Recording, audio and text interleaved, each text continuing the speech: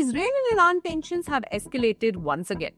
In the early hours of June 30, Israel launched strikes against Iran, targeting the Islamic nation's nuclear program and other military targets. Israelis claim that they seriously damaged the Natanz nuclear facility, the country's main enrichment facility, which is around 225 kilometers south of Tehran.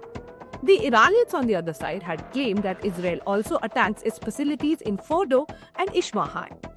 International Atomic Energy Agency confirmed that the Natanz facility was seriously damaged.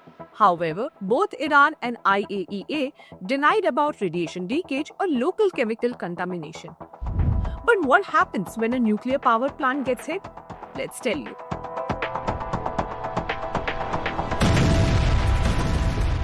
According to the website of the International Campaign to Abolish Nuclear Weapons, it depends on many things. Firstly, whether the reactor itself is attacked or the fuel pool. The nuclear facility size and the age are also factors to consider. The reactors are usually well protected, but still they are not designed for extreme events like aerial bombing, missile strikes, or being crashed into by an aeroplane. A strike on the facility could result in the reactor being destroyed, which could trigger a meltdown in its core. A fuel pool catching on fire could release cesium-137. Well, cesium-137 is a radioactive substance which is produced by nuclear fission. Its leakage can result in burns, radiation sickness, and even death to those exposed. Some researchers suggest that the release of cesium-137 from spent fuel fires would be potentially much larger than from reactor accidents, such as occurred during the Chernobyl and Fukushima accidents. Those accidents posed the evacuation of more than 1 lakh in Ukraine and 1,60,000 in Japan.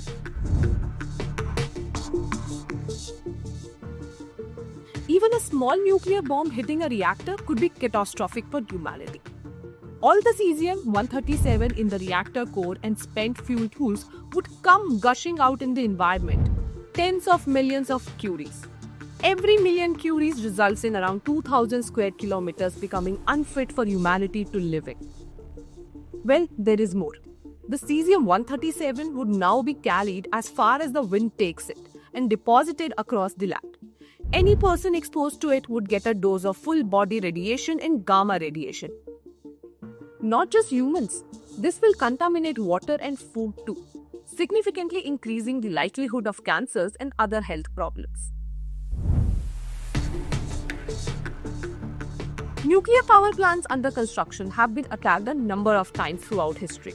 For example, power plants under constructions in Iran were repeatedly bombed from the air by Iraq in the period of 1984 to 1987. Yugoslav Air Force fighters made a threatening overpass of the Krško nuclear plant in Slovenia, which was operating at that time, a few days after Slovenia declared independence in 1991. So-called research reactors in Iraq were destroyed by aerial bombing by Israel in 1981 and by the United States in 1991.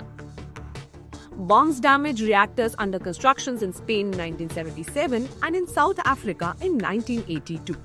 Anti-tank missiles struck a nuclear plant under construction in France in 1982.